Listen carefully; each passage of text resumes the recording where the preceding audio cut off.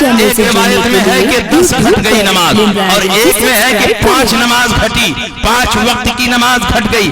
زیادہ صحیح روایت یہ ہے کہ 5 کر کے نماز گھٹتی رہی۔ موسیٰ علیہ السلام نے فرمایا 45 وقت کی نماز بھی بہت زیادہ ہے، جائیے کم کرائیے۔ میرے سرکار تشریف لے گئے، پھر 5 وقت کی نماز کم ہو گئی، اس طرح صرف 5 وقت کی نماز رہ گئی اور 45 وقت کی نماز کم کر دی گئی۔ موسیٰ علیہ السلام نے فرمایا کہ یا رسول اللہ یہ نماز بھی بہت زیادہ ہے، جائیے کم کرائیے۔ حضور علیہ السلام نے فرمایا استحییت ربی سألت ربی حتی استحییت، میں نے اپنے رب سے بہت مانگ لیا، اب جانے میں مجھے حیا محسوس ہو رہی ہے، کیونکہ اللہ کے نبی نے سنت الہیہ کو دیکھ کر یہ جان لیا تھا کہ 5 کر کے نماز گھٹائی جا رہی ہے۔ اگر اس مرتبہ بھی چلا جاؤں تو 0 لے کر آؤں گا اور میری امت کے لیے مغفرت کا سامان نہ ہوگا، ترقی درجات کا کوئی سبب نہ رہے گا۔ اللہ کے نبی نے چاہا امت پر کم سے کم 5 وقت کی نماز فرض رہے تاکہ گناہوں کی معافی کا ذریعہ رہے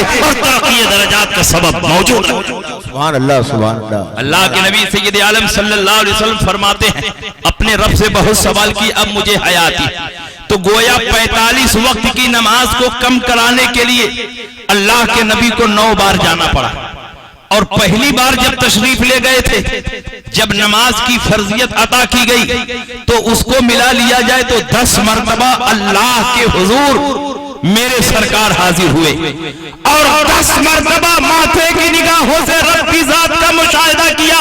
جب موسیٰ علیہ السلام نے رب کی تجلی دیکھی تو آنکھوں میں اتنی لائٹ اور چمک پیدا ہوئی کہ رات کی تاریکی میں سینکڑوں میل دور کالے پہاڑ پر رینگنے والی کالی چونٹی کو دیکھ رہے ہیں۔ تو جس نبی نے، جس مصطفیٰ نے 10 مرتبہ اپنے سر کی آنکھوں سے رب کی ذات کا مشاہدہ کیا ہو، اس کی آنکھوں کی تجلی کا کیا عالم ہوگا، آنکھوں کی چمک کا کیا عالم ہوگا۔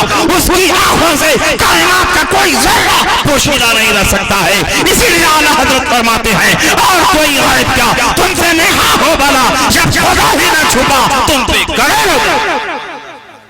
نعرہ تکبیر، نعرہ رسالت، علماء اہل سنت، جشن معراج النبی۔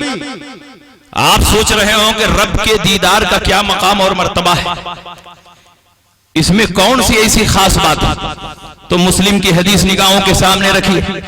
صحابہ نے نبی اکرم صلی اللہ علیہ وسلم سے پوچھا ہل نرا ربنا یوم القیامہ، یا رسول اللہ کیا قیامت میں ہم اپنے رب کا دیدار کریں گے؟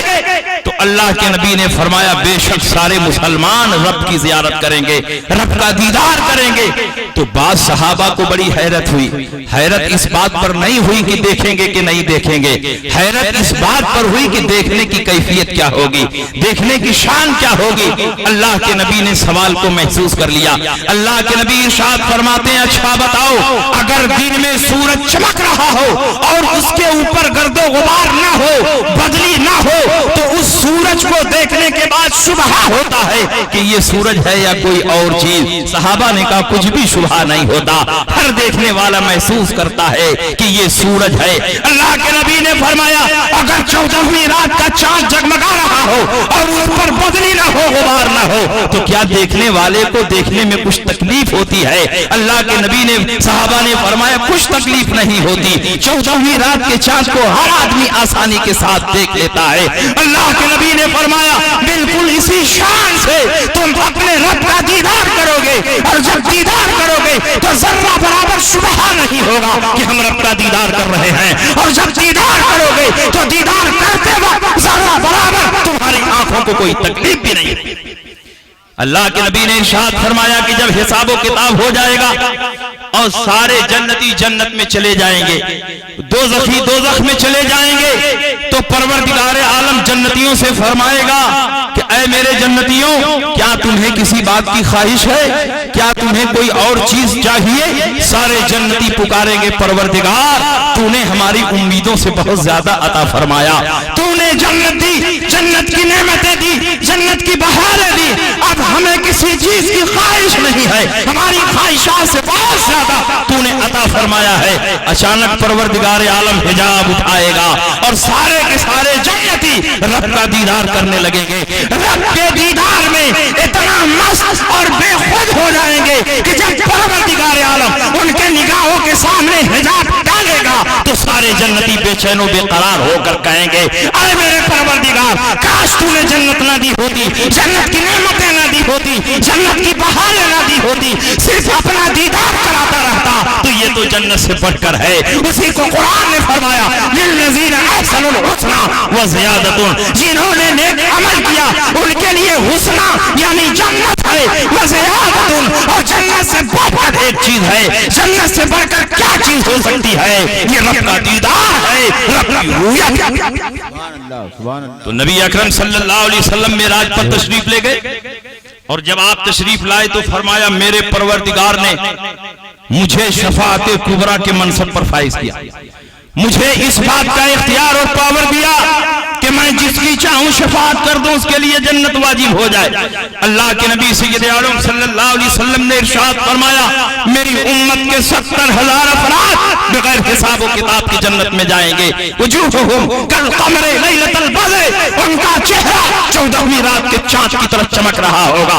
ان میں کوئی پہلے اور کوئی بعد میں نہیں داخل ہوگا. لا يدخل اولہم حتی يدخل آخرہم, کوئی پہلے اور کوئی بعد میں نہیں داخل ہوگا, سب ایک ساتھ قدم اٹھائیں گے اور جنت میں داخل ہو جائیں گے. نبی اکرم صلی اللہ علیہ وسلم کا علم غیب ملاحظہ کرو, سرکار ان کی تعداد بھی دیکھ رہے ہیں, ان کے چہروں کو بھی پہچان رہے ہیں. جنت میں کس شان سے داخلہ ہوگا اس کو بھی میرے سرکار ملاحظہ فرما رہے ہیں. جب اللہ کے نبی نے یہ حدیث ارشاد فرمائی تو کاشا ابن محسن اسدی نے کہا, ادعو اللہ ان یجعلنی منہم یا رسول اللہ, اے اللہ کے رسول, اللہ سے دعا فرما دیں کہ ان 70,000 میں میرا بھی نام شامل ہو جائے. جو لوگ کہتے ہیں نبی کو دنیا میں شفاعت کا کوئی اختیار نہیں, آخرت میں نبی کو جن کے بارے میں شفاعت کی اجازت ملے گی صرف نبی انہی کی شفاعت کر سکتے ہیں, آخرت میں بھی اپنی مرضی سے جس کی چاہیں شفاعت کر لیں, ایسا کوئی پاور اور اختیار نبی کو نہیں ملا ہے. میں ان سے پوچھنا چاہتا ہوں کہ کن حدیثوں کی بنیاد پر یہ نظریہ تم قائم کر رہے ہو؟ بے شمار حدیثیں اس بات پر دلیل ہے کہ نبی کو دنیا میں بھی شفاعت کا اختیار ملا ہے اور نبی کو آخرت میں بھی شفاعت کا اختیار ملا ہے. اور صرف شفاعت بالاذن کا اختیار نہیں, شفاعت بالمحبت بھی آپ کو حاصل ہے, شفاعت بالوجاہت بھی آپ کو حاصل ہے, شفاعت بالاذن بھی حاصل ہے. شفاعت کی جتنی قسمیں ہیں وہ سب پیارے مصطفیٰ کو حاصل ہیں. نبی دنیا میں شفاعت کریں تو بھی جنت میں آدمی چلا جائے اور آخرت میں شفاعت کریں تو بھی اس کے لیے جنت کا دروازہ کھول جائے. اللہ کے نبی نے فرمایا کہ 70,000 افراد بغیر حساب و کتاب کے جنت میں جائیں گے اور ان کا چہرہ 14ویں رات کے چاند کی طرح چمک رہا ہوگا. ان میں کوئی پہلے اور کوئی بعد میں نہیں داخل ہوگا, سب ایک ساتھ قدم اٹھائیں گے جنت میں داخل ہو جائیں گے. وہ کاشا ابن محسن اسدی نے کہا, میرے لیے بھی دعا فرما دے کہ ان 70,000 میں میرا نام شامل ہو جائے. نبی نے یہ نہیں فرمایا دنیا میں مجھے شفاعت کا اختیار نہیں, جب آخرت میں شفاعت کا پاور ملے گا اس دن تم اپنی درخواست پیش کرنا, بلکہ نبی نے دنیا ہی میں اپنی شفاعت کا پاور اور اختیار دکھاتے ہوئے ارشاد فرمایا, انت منہم, جاؤ ان 70,000 میں تمہارا بھی نام شامل کر دیا. اس کا مطلب یہ ہوا کہ 70,000 کا کوٹا اگرچہ اللہ نے مقرر فرمایا ہے لیکن 70,000 میں کون داخل ہوگا کون خارج ہوگا, سلیکشن کا اختیار پیارے مصطفیٰ کو دیا گیا ہے. مصطفیٰ جسے چاہیں گے وہ جنت میں داخل ہوگا اور مصطفیٰ جسے نہیں چاہیں گے وہ جنت سے باہر ہوگا. لاکھ نمازیں پڑھیں, روزہ رکھے, قرآن کی تلاوت کرے, لیکن جب مصطفیٰ کی نگاہ عنایت نہیں ہوگی تو اس کی شفاعت بھی نہیں ہوگی. اعلیٰ حضرت فرماتے ہیں, آج میں ان کی پناہ, آج مدد میں ان سے, کل نہ مانیں گے قیامت میں اگر مانیں. قیامت میں تو سب نبی کی شفاعت پر ایمان لائیں گے لیکن اس دن کا ایمان معتبر نہیں ہوگا. دنیا میں ان کی شفاعت پر ایمان رکھو تو نبی کی شفاعت آخرت میں نصیب ہوگی. اللہ کے نبی سید عالم صلی اللہ علیہ وسلم ارشاد فرماتے ہیں کہ اللہ رب العزت نے مجھے 2 باتوں کا اختیار دیا. اے نبی, اگر تم چاہو تو آپ کی آدھی امت کو بغیر हिसाब व किताब के मैं जन्नत में दाखिल कर दूं। लेकिन जो बाकी आधी उम्मत बचेगी उनका हिसाब होगा और सख्त हिसाब होगा। और अगर तुम चाहो तो तुमको शफाअत की कुंजी दे दूं, फिर तुम जिनकी शफाअत करोगे उनके लिए जन्नत का दरवाजा खोल दिया जाएगा, उनको जन्नत में दाखिल कर दिया जाएगा। अल्लाह के नबी इरशाद फरमाते हैं फ़ख्तरतु शफाअता, तो मैंने शफाअत का इख्तियार ले लिया, क्योंकि मुझे मालूम था कि अगर आधी उम्मत बख्श दी गई और आधी उम्मत को हिसाब किताब देना होगा तो कौन ऐसा है जो रब की बारगाह में हिसाब दे सके। इसलिए मैंने शफाअत का इख्तियार हासिल कर लिया। अब मैं अपनी उम्मत के लिए उस वक्त तक शफाअत करता रहूंगा जब तक मेरी उम्मत का एक पर जहन्नम से निकलकर जन्नत में दाखिल ना हो। अल्लाह के नबी इरशाद फरमाते, कुरान अजीम की ये आयत करीमा बार बार आपने सुनी होगी, वला सौफ युतीका रब्बुका फतरदा, अन करीब परवरदिगार आलम आपको इतना अता फरमाएगा कि आप राजी हो जाएंगे। बुखारी शरीफ में इस आयत करीमा की तफसीर में ये हदीस वारिद हुई है कि नबी अकरम सल्लल्लाहु ताला अलैहि वसल्लम ने इस आयत करीमा के नुज़ूल के बाद इरशाद फरमाया, आयत करीमा में फरमाया गया करीब परवरदिगार आलम आपको इतना अता फरमाएगा कि आप राजी हो जाएंगे। तो अल्लाह के नबी इरशाद फरमाते हैं, तब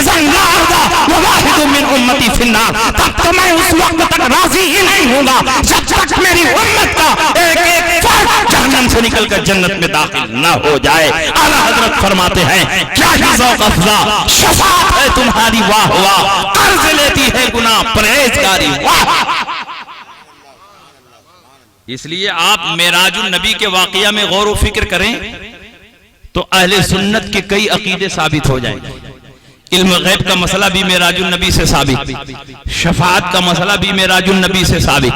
जो लोग इल्म गैब का इनकार करते हैं और बात बात पर बुखारी बुखारी बुखारी बुखारी चिल्लाते हैं, वो हकीकत में न बुखारी पढ़ते हैं न बुखारी समझते। सिर्फ बुखारी शरीफ का नाम सुन लिया है, बात बात पर बुखारी शरीफ का हवाला। मैं इसे पूछना चाहता हूँ, क्या रसूल पाक ने अपनी हयात ज़ाहिरी में इरशाद फरमाया था कि सिर्फ बुखारी की हदीस पर अमल करना, उसके अलावा किसी हदीस पर अमल न करना? रसूल पाक के जमाने में तो न बुखारी थी न इमाम बुखारी थे। तीसरी सदी हिजरी के बाद बुखारी शरीफ लिखी गई है। मेयार ये नहीं है कि बुखारी की हदीस होनी चाहिए, बल्कि मेयार ये है कि सही हदीस होनी चाहिए। बुखारी में हो तो वो भी हमारे लिए हुज्जत और दलील है, और बुखारी के बाहर भी हो तो वो भी हमारे लिए हुज्जत और दलील है, क्योंकि इमाम बुखारी को 1 लाख सही हदीसें याद थी। और ये बात तुम भी अच्छी तरह जानते हो और तुम्हारे मुसन्निफीन ने अपनी किताबों में लिखा है, और हम भी जानते हैं कि इमाम बुखारी को 6 लाख सही हदीस 6 लाख हदीसें याद थी और 1 लाख सही हदीसें याद थी। जब इमाम बुखारी को 1 लाख सही हदीसें याद थी तो बुखारी शरीफ में 1 लाख सही हदीसें कहाँ हैं? कुल 6,500 हदीसें हैं। अगर मुकर्ररात को शामिल कर दिया जाए तो कुल 7,500 हदीसें हैं। तालीकात को जोड़ दिया जाए तो 8,000 से ज्यादा बुखारी शरीफ में हदीसें नहीं मौजूद हैं। तालीकात को भी शुमार कर लो, मुकर्ररात को भी शामिल कर लो तो सारी हदीसों की तादाद 8,000 से ज्यादा है, 8,000 से ऊपर नहीं है। मैं तुमसे पूछना चाहता हूँ कि जब इमाम बुखारी को 1 लाख सही हदीसें याद थी तो बाकी सही हदीसें कहाँ गई? इसका मतलब यह हुआ कि बाकी सही हदीसें भी दूसरी किताबों में मौजूद है। इमाम बुखारी ने इख्तिसार के पेश नज़र सही से सही हदीसों का इंतखाब फरमाया बुखारी में। इसका मतलब ये नहीं कि बुखारी के अलावा कहीं सही हदीस नहीं है। मुस्लिम में भी सही हदीस है, तिरमिज़ी में भी है, अबू दाऊद में भी है, नसई में भी है, इब्न माजा में भी है, मुस्नद इमाम अहमद इब्न हंबल में भी है। तो जहाँ जहाँ रसूल पाक की सही हदीस मिलेगी वहाँ वहाँ हम अमल करेंगे। हमने इमाम बुखारी का कलमा नहीं पढ़ा है, हमने रसूल पाक का कलमा पढ़ा है। हमारे नजदीक मेयार ये है कि रसूल पाक की सही हदीस होनी चाहिए, चाहे बुखारी में हो कि बुखारी के बाहर हो। जहाँ भी सही हदीस मिलेगी हम उसको अपने लिए हुज्जत और दलील बनाएंगे। एक साहब ने तकरीर में बड़ा जोर दिया कि नहीं, बुखारी की हदीस पेश कीजिए, बुखारी की हदीस पेश कीजिए तभी हम मानेंगे। मैंने कहा कि तुम बुखारी की सारी हदीसों पर अमल करते हो? उसने कहा हाँ, बुखारी की सारी हदीसों पर अमल करते हो। मैंने कहा तुम सिर्फ बुखारी की हदीसों पर अमल करते हो? कहा हाँ। मैंने कहा बताओ, खड़े होकर पेशाब करते हो कि बैठकर पेशाब करते हो? तब इतने सारे लोगों के सामने कोई कहेगा कि मैं खड़ा होकर पेशाब करता हूं, कोई पेशाब करता भी रहेगा तो नहीं कहेगा। उसने कहा कि मैं बैठकर पेशाब करता। میں نے کہا پوری بخاری شریف میں بیٹھ کر پیشاب کرنے کی ایک حدیث دکھا دو تو 1,00,000 روپیہ انعام دینے کے لیے تیار. پوری بخاری شریف اٹھا کر پڑھ لو. حضرت امام بخاری نے باب باندھا ہے باب البول قائما و قائدا، بیٹھ کر اور کھڑے ہو کر پیشاب کرنے کا بیان. اور حذیفہ ابن الیمان کی 3 حدیثیں اس ہیڈنگ کے تحت ذکر کی ہیں، لیکن تینوں حدیثوں میں کھڑے ہو کر پیشاب کرنے کا ذکر ہے، بیٹھ کر پیشاب کرنے کا ذکر نہیں ہے. تو کیا دنیا کا مسلمان اب کھڑے ہو کر پیشاب کرنے لگے اس لیے کہ بخاری شریف میں کھڑے ہو کر پیشاب کرنے کی حدیث ہے؟ ہرگز نہیں. بخاری شریف میں کھڑے ہو کر پیشاب کرنے کا ضرور ذکر ہے، لیکن بخاری کے علاوہ باقی کئی کتابوں میں بیٹھ کر پیشاب کرنے کا ذکر ہے. بخاری میں جو حدیث ہے وہ یہ ہے، اتى النبي صلی اللہ علیہ وسلم سباطة قوم فبال قائما فدعا بماء وتوضأ ومسح على ناصيته. حضور علیہ السلام قوم کے گھور کے پاس آئے، کھڑے ہو کر پیشاب کیا اور وضو کے لیے پانی منگایا اور اس کے بعد وضو فرمایا اور پیشانی کے اگلے حصے پر مسح فرمایا ہے. یہ بخاری کی حدیث ہے جس میں صراحت ہے کہ نبی نے کھڑے ہو کر پیشاب کیا ہے. لیکن بخاری کے باہر صحیح ستہ کی دوسری حدیثوں میں حضرت عائشہ کی روایت موجود ہے. حضرت عائشہ فرماتی ہیں من حدثکم ان النبی صلی اللہ تعالی علیہ وسلم کان یبول قائما فلا تصدقوه فما کان یبول الا قائدا. جو تم سے یہ حدیث بیان کرے کہ رسول پاک کھڑے ہو کر پیشاب کرتے تھے اس کی باتوں کی تصدیق نہ کرنا، کیونکہ میرے سرکار نے جب پیشاب کیا ہے بیٹھ کر پیشاب کیا ہے، کبھی کھڑے ہو کر پیشاب نہیں کیا. اب بتاؤ حدیث میں تعارض ہے کہ نہیں ہے؟ بخاری کی حدیث بتاتی ہے نبی نے کھڑے ہو کر پیشاب کیا. حضرت عائشہ صدیقہ نبی کی زوجہ محترمہ اور بیویوں کو اپنے شوہروں کے حالات کے بارے میں جتنی جانکاری ہوتی ہے باہر کے لوگوں کو نہیں ہوتی. باہر کے صحابہ نے باہر جو دیکھا اس کو بیان کر رہے ہیں، لیکن حضرت عائشہ صدیقہ تو مستقل سرکار کے ساتھ سرکار کے حجرے میں رہتی تھی. سرکار راتوں میں کتنی رکعت تہجد پڑھتے تھے، کتنی رکعت وتر پڑھتے تھے، سرکار کب قیام فرماتے تھے، سرکار کس طرح غسل فرماتے تھے، سرکار کا ازواج مطہرات کے ساتھ کیا معمول تھا، سرکار دو عالم کس طرح سوتے تھے. یہ ساری تفصیلات گھر کی عورتیں جتنا بہتر بتا سکتی ہیں باہر کے صحابہ نہیں بیان کر سکتے. حضرت عائشہ فرماتی ہیں جب میرے سرکار نے پیشاب کیا ہے بیٹھ کر پیشاب کیا ہے، کبھی کھڑے ہو کر پیشاب نہیں کیا. الحمدللہ ہم اہل سنت والجماعت ہیں، اور جب حدیثوں میں ٹکراؤ ہو جاتا ہے تو ہم عقلی گھوڑا نہیں دوڑاتے بلکہ محدثین کی بارگاہ میں پہنچتے ہیں، فقہا کی بارگاہ میں پہنچتے ہیں، اس حدیث کے تعارض اور اس حدیث کے ٹکراؤ کو دور کرنے کی کوشش کرتے ہیں. اس سلسلے میں بخاری شریف کے تینوں شارحین کو اٹھا کر دیکھا، ان کی کتابوں کو پڑھا. ابن حجر اسقلانی، امام قسطلانی، امام بدر الدین عینی نے اپنی اپنی شرحوں میں ذکر فرمایا ہے کہ بخاری شریف کی جو حدیث ہے وہ حالت عذر پر محمول ہے کہ نبی اکرم صلی اللہ علیہ وسلم کے پاؤں میں ایک موقع پر سخت تکلیف ہو گئی تھی تو سرکار نے اپنی امت کی تکلیف کا احساس کرتے ہوئے چند مرتبہ کھڑے ہو کر پیشاب کیا تاکہ امت پر رحمت کا دروازہ کھل جائے. بیان جواز کے لیے سرکار نے چند مرتبہ کھڑے ہو کر پیشاب کیا. ذرا غور کرو، میرے سرکار نے اگر کھڑے ہو کر پیشاب نہ کیا ہوتا تمہارا ایکسیڈنٹ ہو جاتا، تمہارا پاؤں فریکچر کر جاتا، اس میں پلاسٹر لگ جاتا اور تم بیٹھ کر پیشاب کرنے کی طاقت اور قدرت نہ پاتے تو کیسے پیشاب کرتے؟ وہاں کے لیے سرکار نے یہ عمل پیش کیا ہے جو بخاری میں موجود ہے. یہ حالت عذر پر محمول ہے. اور حضرت عائشہ صدیقہ جو روایت بیان کر رہے ہیں جب میرے سرکار پیشاب کرتے بیٹھ کر پیشاب کرتے، کبھی کھڑے ہو کر پیشاب نہیں کرتے. وہ عام حالات کی حدیث ہے، وہ سرکار کی سنت بیان کر رہے ہیں. تو بتاؤ تم عذر کی حدیث پر عمل کرو گے یا عام حالات میں جو سرکار کی سنت ہے اس پر عمل کرو گے؟ ہم اہل سنت ہیں اس لیے نبی کی سنت پر عمل کریں گے. اور سنت یہ ہے کہ بیٹھ کر پیشاب کیا جائے. ہاں اگر کوئی عذر ہو، کوئی تکلیف ہو، کوئی پریشانی ہو تو اس کے لیے کھڑے ہو کر پیشاب کرنا بھی جائز ہے، جیسا کہ بخاری میں وہ روایت موجود ہے. تو یہ حالت عذر کی حدیث ہے اور وہ نبی کی سنت ہے. تو الحمدللہ ہم اہل سنت والجماعت جب دو حدیثوں میں ٹکراؤ ہو تو نبی کی سنت کو تلاش کرتے ہیں اور نبی کی سنت پر عمل. اس لیے یہ سوال نہ اٹھایا جائے بخاری میں دکھاؤ، بخاری میں دکھاؤ، بخاری میں دکھاؤ. اور اگر بخاری ہی کی حدیث چاہیے تو سنو، بخاری شریف جلد اول کتاب الصلاۃ باب من رکع دون الصف، بالکل شروع میں یہ حدیث موجود ہے. نبی اکرم صلی اللہ علیہ وسلم کے علم غیب پر روشن دلیل.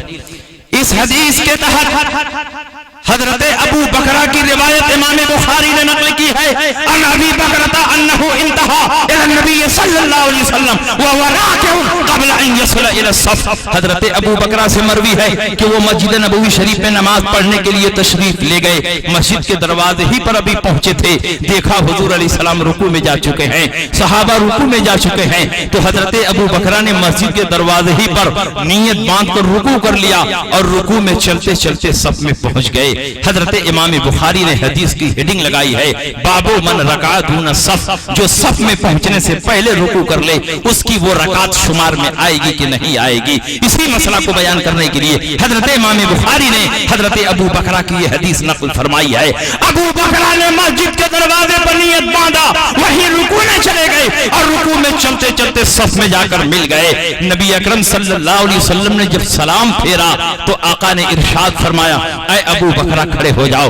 ابو بکرہ کھڑے ہو گئے. سرکار مصلی امامت پر تھے اور جب آدمی مصلی امامت پر ہوتا ہے تو اس کا چہرہ قبلے کی طرف ہوتا ہے اور آنے والا پیٹ کے پیچھے سے آ رہا ہے. لیکن حضور علیہ السلام کا غیب ملاحظہ فرماؤ, اللہ کے نبی نے سلام پھیرا تو ارشاد فرمایا اے ابو بکرہ کھڑے ہو جاؤ. ابو بکرہ کھڑے ہو گئے. اللہ کے نبی نے پوچھا کیوں تم نے مسجد کے دروازے ہی پر نیت باندھ لیا؟ وہیں رکوع میں چلے گئے, رکوع میں چلتے چلتے صف میں پہنچ گئے. کیا تم کو میرا طریقہ نہیں معلوم کہ صف میں پہنچنے کے بعد نیت باندھنا چاہیے؟ حضرت ابو بکرہ نے ارشاد فرمایا یا رسول اللہ میں نے دیکھا آپ رکوع میں جا چکے ہیں, صحابہ رکوع میں جا چکے ہیں, میں نے سوچا وہاں جا کر نیت باندھوں گا تو جاتے جاتے کہیں آپ سر نہ اٹھا دیں, میری ایک رکعت چھوٹ نہ جائے. رکعت پانے کی محبت میں نے ایسا کیا ہے.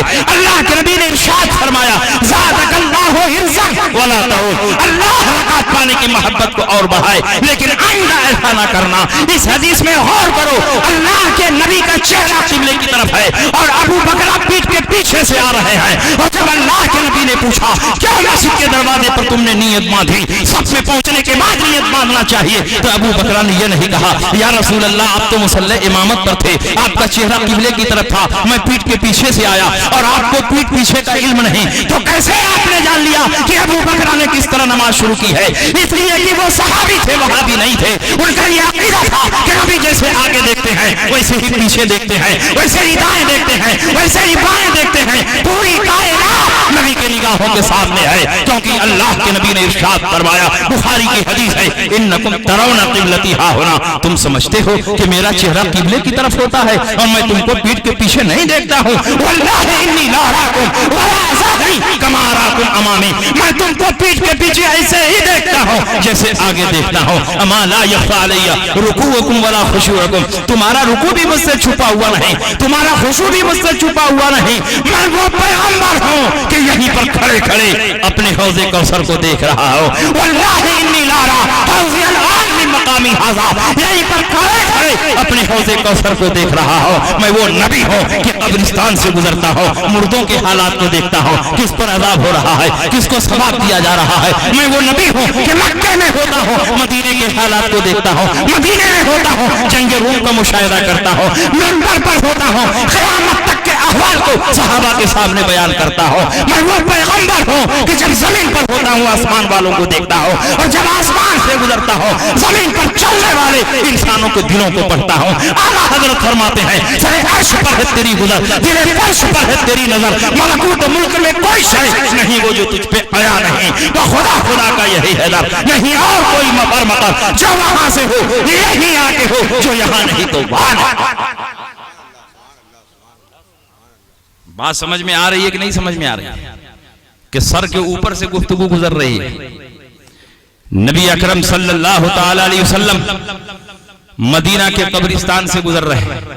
مر النبی صلی اللہ تعالی علیہ وسلم بقبرین فقال انہما لیعذبان وما يعذبان في كبير اما احدهما فكان لا يستتر من البول واما الاخر فكان يمشي بالنميمه فاخذ جريده رطبه وشقها شقين وغرس في كل قبر واحده فقالوا لما فعلت يا رسول الله فقال لعل الله ان يخفف عذابهما ما لم يبسا. نبی کا غیب دیکھو, نبی मदीना के कब्रिस्तान से गुजर रहे हैं, देखते हैं कि दो ताजा कब्रें बनी हुई हैं। अल्लाह के नबी इरशाद फरमाते हैं इन दोनों कब्र वालों पर अजाब हो रहा है। सहाबा का अगर अकीदा ना होता कि नबी गैब जानते हैं तो सहाबा ये कहते या रसूल अल्लाह मुर्दे के साथ क्या हो रहा है उसको देखना ये गैब की बात है और आपको गैब का इल्म नहीं। लेकिन सहाबा को मालूम था कि नबी अकरम सल्लल्लाहु अलैहि वसल्लम जमीन के अंदर छुपी हुई चीजों को भी देखते हैं जिसको गैब कहते हैं। सहाबा ने इतराज न किया। अल्लाह के नबी ने फरमाया इन दोनों कब्र वालों पर अजाब हो रहा है। और किस बुनियाद पर अजाब हो रहा है? अल्लाह के नबी सिर्फ अजाब ही नहीं देख रहे हैं, उसके रीजन और सबब को देख रहे हैं। अल्लाह के नबी फरमाते हैं किसी बड़े मसले में अजाब नहीं हो रहा है बल्कि दो छोटी छोटी बातों पर अजाब हो रहा है। एक आदमी पेशाब की छींट से नहीं बचता था इसलिए उस पर अजाब हो रहा है, और दूसरा आदमी चुगलखोरी से नहीं बचता था इसलिए उस पर अजाब हो रहा है। पेशाब की छींट से बचना आसान है, आदमी बैठकर सुन्नत के मुताबिक पेशाब करे छींट से महफूज रहेगा, और बैल की तरह खड़े होकर पेशाब करेगा छींट से महफूज नहीं रहेगा। आदमी अपने जबान की हिफाजत करे तो चुगली से बच सकता है। ये दोनों कोई बड़ा मैटर नहीं है। अगर आदमी हिफाजत करना चाहे तो अपने आप को बचा सकता है। दो छोटे छोटे मामले में अजाब हो रहा है। एक आदमी पेशाब की छींट से नहीं बचता था और दूसरा आदमी चुगलखोरी से नहीं बचता था, इसलिए इन दोनों पर अजाब हो रहा है। नबी अकरम सल्लल्लाहु अलैहि वसल्लम ने देख लिया कि मेरी उम्मत के दो अफराद अजाब में मुब्तला हैं, तो आपकी शान रहमत कैसे गवारा कर सकती है कि उनको अजाब में छोड़कर नबी आगे बढ़ जाए। अल्लाह के नबी ने खजूर की एक शाख तोड़ी, उसको दो हिस्सों में फाड़ दिया और दोनों कमरों पर एक एक शाख गाड़ दिया। सहाबा ने पूछा लिमा फालता या रसूल अल्लाह, ऐ अल्लाह के नबी आपने ऐसा क्यों किया? तो अल्लाह के नबी ने जवाब दिया लअल्लाह अन युखफ्फिफ अज़ाबहुमा मा लम यबसा, और यहाँ लअल्ला तरज्जी के लिए नहीं है, अल्लाह और रसूल के कलाम में लअल्ला और लअल्ला तहक़ीक़ के लिए आता है। इस हदीस का तर्जुमा ये हुआ कि यकीनन जब तक ये शाखें हरी भरी रहेंगी अल्लाह की तस्बीह बयान करेंगी, और जब तक तस्बीह बयान करेंगी मुर्दों के अज़ाब में कमी होती रहेगी। मैं आपसे पूछना चाहता हूं कि जब शाख अल्लाह की तस्बीह बयान करे, जब शाख अल्लाह का जिक्र करे तो मुर्दों के अजाब में कमी हो जाए, तो एक सुन्नी सहीहुल अकीदा मुसलमान अगर कब्र के पास खड़े होकर अजान दे और अजान भी जिक्र इलाही है, तो क्या इस जिक्र इलाही से मुर्दों के अजाब में कमी नहीं हो सकती है? जहां अजान कब्र पर बहुत सारी हदीसें दलील है, उन हदीसों में से ये हदीस भी अजान कब्र पर रोशन दलील है कि जब शाख अल्लाह का जिक्र करे तो मुर्दों के अजाब में कमी हो जाए। तो जब सुन्नी सहीहुल अकीदा इंसान कब्र के पास खड़े होकर अजान देगा और अजान भी जिक्र इलाही है तो मुर्दों के अजाब में यकीनन कमी। और यहीं से ये बात भी मालूम हो गई कि कब्र पर फूल डालना भी जायज, कब्र पर फूल डालना भी जायज, क्योंकि अल्लाह के नबी सय्यद आलम सल्लल्लाहु ताला अलैहि वसल्लम ने खजूर की शाख को कब्र पर गाड़ दिया। अब कोई एतराज करे कि हुजूर ने तो शाख को गाड़ा था और आप लोग गुलाब का फूल डालते हैं, गुलाब के फूल का कहां सबूत है? मैं कहना यह चाहता हूं कि फुक़हाए किराम इल्लत की बुनियाद पर हुक्म का इस्तेमाल करते हैं।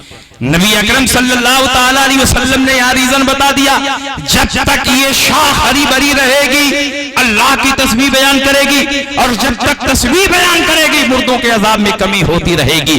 तो रीजन तस्बीह बयान करना है, और जब तक वो शाख हरी भरी रहेगी अल्लाह का जिक्र करेगी, तस्बीह बयान करेगी। तो जब तक गुलाब का फूल भी हरा भरा रहेगा अल्लाह का जिक्र करेगा, अल्लाह की तस्बीह बयान करेगा, और जब तक जिक्र इलाही करता रहेगा मुर्दों के अजाब में कमी होती रहेगी। उसको मिसाल के जरिए समझो। हजरत अनस इब्न मालिक की हदीस है, शरबन नबी सल्लल्लाहु अलैहि वसल्लम लबनन व मज़मज़ा व क़ाल इन्न लहू दसमन। हुजूर अलैहि सलाम ने दूध पिया, उसके बाद कुल्ली फरमाई, और उसके बाद मस्जिद में तशरीफ ले गए और फरमाया कि इसमें चिकनाहट होती है। तो नबी अकरम सल्लल्लाहु अलैहि वसल्लम ने कुल्ली करने की इल्लत बयान कर दी, चिकनाहट। इसी से फुक़हाए किराम ने मसला निकाला कि हर वो चीज जिसमें चिकनाहट हो उसको खाने के बाद कुल्ली करो फिर मस्जिद में जाओ। अब बिरयानी खाओ तो कुल्ली करो फिर मस्जिद में जाओ, पुलाव खाओ तो कुल्ली करो फिर मस्जिद में जाओ, लस्सी पियो तो कुल्ली करो फिर मस्जिद में जाओ, पकौड़ी खाओ तो कुल्ली करो फिर मस्जिद में जाओ। अब कोई बेवकूफ खड़ा हो जाए कि हदीस में आप पकौड़ी दिखाइए, हदीस में आप बिरयानी दिखाइए, हदीस में आप पुलाव दिखाइए, हदीस में आप जर्दा दिखाइए। तो हदीस में इन चीजों का जिक्र नहीं है, लेकिन इल्लत का जिक्र है। नबी अकरम सल्लल्लाहु अलैहि वसल्लम ने दूध पीने के बाद क्यों कुल्ली की? इसलिए कि उसमें चिकनाहट होती है, तो जिन जिन खानों में चिकनाहट होगी वहां वहां वही हुक्म जारी कर दिया जाएगा। तो दूध पीने के बाद चिकनाहट की वजह से कुल्ली करने का जब हुक्म हुआ, तो जिन जिन चीजों में चिकनाहट होती है वहां भी कुल्ली करने का हुक्म होगा। उसी तरह से नबी अकरम सल्लल्लाहु अलैहि वसल्लम ने कब्र पर शाख गाड़ी तो तखफीफ अजाब का सबब बयान किया कि वो जिक्र इलाही करे, और जिक्र इलाही जब तक वो शाख करती रहेगी मर्दों के अजाब में कमी होती रहेगी। यही इल्लत गुलाब के फूल में भी है। जब तक गुलाब का फूल हरा भरा रहेगा, अल्लाह की तस्बीह बयान करेगा, जिक्र इलाही करेगा, और जब तक जिक्र इलाही करता रहेगा मर्दों के अजाब में कमी होती रहेगी। इसलिए अब गुलाब के फूल पर अलग से दलील खास का मुतालबा करना, ये इनकी जहालत और हिमाकत। इसलिए नबी अकरम सल्लल्लाहु ताला अलैहि वसल्लम गैब जानते हैं, और आपके इल्म गैब पर एक दो नहीं बेशुमार हदीसें मौजूद हैं। नबी अकरम सल्लल्लाहु अलैहि वसल्लम के हवाले से और आपके वसीले से जो दुआएं मांगी जाती हैं वो दुआएं भी कबूल होती हैं। यही सहाबा का मसलक है और यही सहाबा का अकीदा है। और नबी अकरम सल्लल्लाहु अलैहि वसल्लम ने इरशाद फरमाया, सतफ्तरिकु उम्मती अला सलासिन व सबईन मिल्लतन कुल्लुहुम फिन्नार इल्ला मिल्लतन वाहिदा। क़ालू मन हिया या रसूल अल्लाह? क़ाल मा अना अलैहि व अस्हाबी। मेरी उम्मत 73 फिरकों में बट जाएगी, 72 फिरका जहन्नमी होगा और एक फिरका जन्नती होगा। सहाबा ने पूछा वो कौन फिरका होगा जो जन्नती होगा? अल्लाह के नबी ने इरशाद फरमाया, मा अना अलैहि व अस्हाबी, जो मेरे तरीके पर हो, मेरे सहाबा के तरीके पर हो वो जन्नती है, और जो मेरे तरीके से अलग हो, सहाबा के तरीके से अलग हो वो जहन्नमी है। नबी के तरीके को सुन्नत कहते हैं और सहाबा को जमात कहते हैं, और दोनों को जोड़ दो तो अहले सुन्नत वल जमात बनता है। पता चला अहले सुन्नत वल जमात के तरीके पर जो होगा वो जन्नती होगा, और अहले सुन्नत वल जमात से जो अलग होगा वो जहन्नमी होगा। चाहे वो अपना नाम अहले कुरान रखे, चाहे वो अपना नाम अहले हदीस रखे, चाहे वो अपना नाम अस्हाबुल हदीस व तौहीद रखे, चाहे वो अपना नाम जमात इस्लामी रखे। खूबसूरत टाइटल लगा लेने से कोई जमात हक पर नहीं हो सकती। हक पर वही जमात होगी जो नबी की सुन्नत पर चले और सहाबा के तरीके। मैं आपसे पूछना चाहता हूं, नबी ने ये क्यों फरमाया जो मेरी सुन्नत पर चले और सहाबा के तरीके पर चले? क्या सहाबा का तरीका नबी की सुन्नत से अलग था? जो नबी की सुन्नत है वही सहाबा का तरीका है। नबी अकरम सल्लल्लाहु अलैहि वसल्लम के तरीके से हटकर सहाबा का तरीका नहीं था। फिर नबी अकरम सल्लल्लाहु अलैहि वसल्लम ने सहाबा के तरीके को क्यों लाजिम करार दिया? इसलिए कि नबी को मालूम था कि कुछ पैदा होने वाले ऐसे भी पैदा होंगे जो सहाबा को छोड़कर डायरेक्ट कुरान पर अमल करने की बात करेंगे, सहाबा को छोड़कर नबी की हदीसों पर अमल करने की बात करेंगे। और जब सहाबा को दरमियान से हटा दिया जाए तो न कुरान पर अमल हो सकता है न नबी की हदीसों पर अमल हो सकता है। इसलिए अल्लाह के नबी ने इरशाद फरमाया, जन्नती फिरका वो है जो मेरी सुन्नत पर भी चले और सहाबा के तरीके पर। सहाबा का अकीदा था कि नबी गैब जानते हैं। सहाबा का अकीदा था कि नबी के वसीले से दुआ मांगी जाए तो दुआ कबूल होती है। तिरमिज़ी शरीफ अबवाब दावात में ये हदीस आपने बार बार सुनी होगी।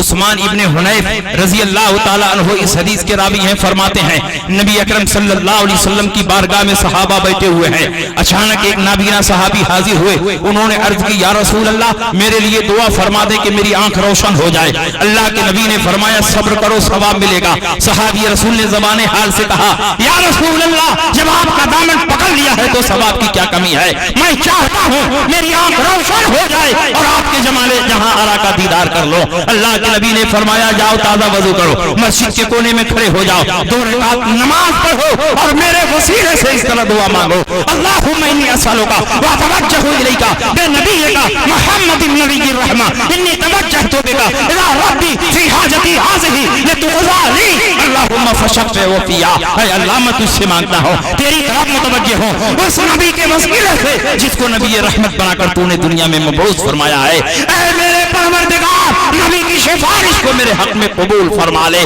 جیسے ہی نبی کے وسیلے سے دعا مانگتے ہیں دونوں آنکھیں روشن ہو جاتی ہیں, دونوں آنکھیں چمکنے لگتی ہیں. گئے تھے تو نابینا تھے, نماز پڑھ کر جیسے ہی نبی کے وسیلے سے دعا مانگ رہے ہیں دونوں آنکھیں روشن ہو جاتی ہیں. یہ اس بات کی دلیل ہے کہ نبی کے وسیلے سے دعا مانگنا یہ شرک اور بدعت نہیں بلکہ نبی کی تعلیم کا ایک حصہ ہے. آج لے ان کی پناہ, آج مدد مانگ ان سے, کل نہ مانیں گے قیامت میں اگر مان گئے.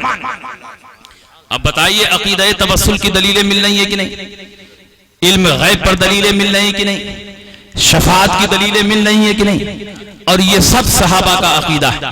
تو الحمدللہ ہم اہل سنت والجماعت کے لوگ صحابہ کے طریقے پر ہیں, اور یہ لوگ صحابہ کے طریقے پر نہیں ہیں, صحابہ کے عقیدے پر نہیں.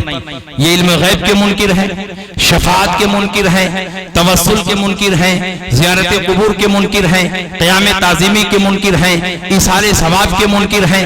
جو باتیں صحابہ سے ثابت ان باتوں کے یہ منکر تو یہ صحابہ کے طریقے پر نہیں ہیں, اور جب صحابہ کے طریقے پر نہیں ہیں تو یہ جنتی بھی نہیں ہو سکتے, کیونکہ نبی اکرم صلی اللہ علیہ وسلم نے ارشاد فرما دیا ہے جنتی وہی ہے جو میری سنت پر بھی چلے اور صحابہ کے طریقے پر بھی چلے. بات سمجھ میں آ رہی ہے کہ نہیں سمجھ میں آ رہی ہے؟ اور انہی کے جوڑواں بھائی غیر مقلد ہیں, عقیدے میں کوئی فرق نہیں, صرف تقلید اور عدم تقلید کا فرق ہے.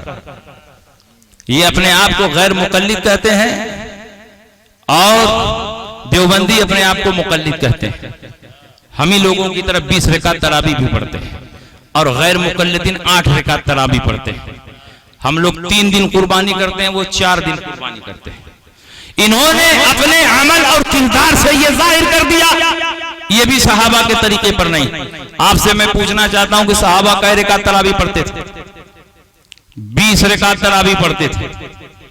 حضرت عمر ابن خطاب رضی اللہ تعالیٰ عنہ کا دور خلافت ہے اور ابی ابن کعب کی امامت میں حضرت عمر نے سارے صحابہ کو جمع فرما دیا. ابی ابن کعب نے 20 رکعت تراویح پڑھائی, صحابہ میں سے کسی نے انکار نہیں کیا. گویا 20 رکعت تراویح پر اجماع صحابہ ہے اور اجماع صحابہ قطعی ہوتا ہے. حضرت عمر ابن خطاب کے بعد حضرت عثمان خلیفہ ہوئے, انہوں نے بھی 20 رکعت تراویح پڑھائی. حضرت عثمان کے بعد حضرت علی خلیفہ ہوئے, انہوں نے بھی 20 رکعت تراویح پڑھائی.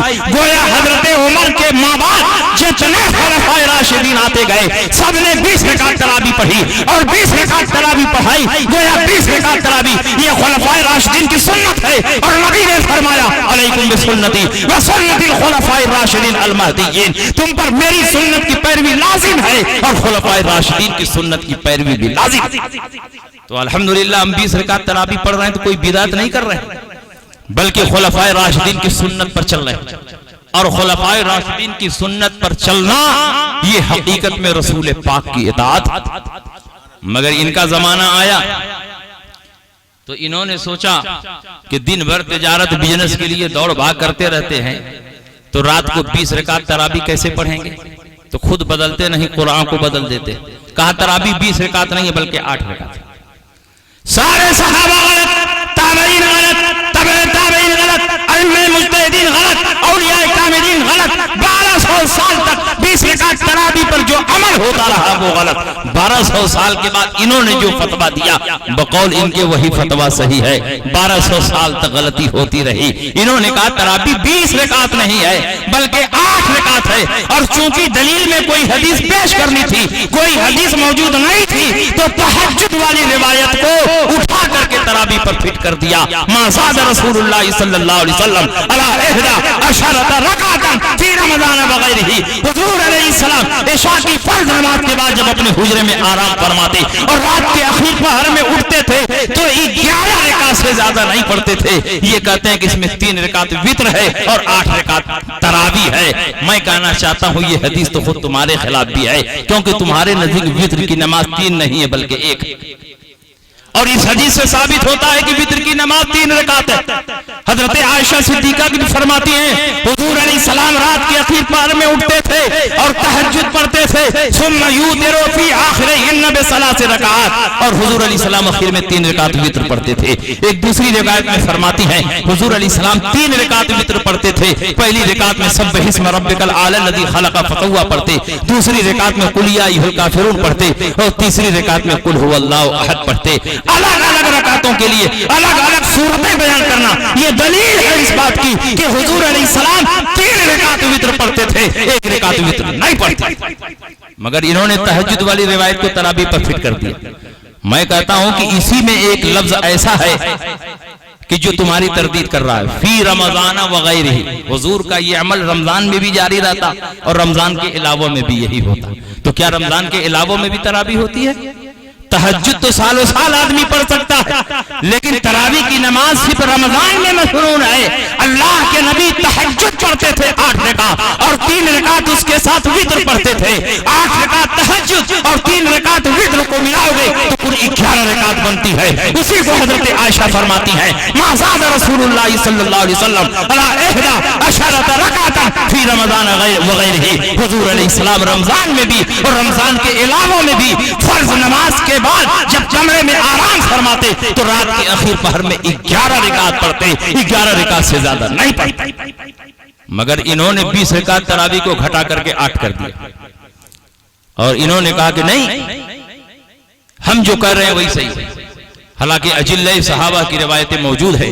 حضرت صائب ابن یزید فرماتے ہیں کان الناس یقومون فی زمن عمر بن الخطاب فی رمضان ب23 رکعت. حضرت عمر ابن خطاب کے زمانے میں رمضان المبارک میں لوگ 23 رکعت پڑھتے تھے, 20 رکعت تراویح اور 3 رکعت وتر. حضرت امام شافعی فرماتے ہیں ہاکذا ادرکتو ببلدنا مکہ وہم یصلون 20 رکعتا. اسی طرح ہم نے اپنے شہر مکہ مکرمہ میں دیکھا کہ سارے کے سارے لوگ 20 رکعت تراویح پڑھ رہے ہیں. خود اسماعیل دہلوی کے دادا شاہ ولی اللہ محدث دہلوی حجت اللہ البالغہ میں لکھتے ہیں ادرکہ 20 رکعتا. تراویح کی تعداد 8 نہیں ہے بلکہ 20. جو آدمی اپنے دادا کا نہ ہوا وہ آپ کا کیا ہوگا؟ تراویح کی نماز 20 رکعت. ہمارے چینل سے جڑنے کے لیے YouTube پر لمرا ایجنسی سبسکرائب کریں.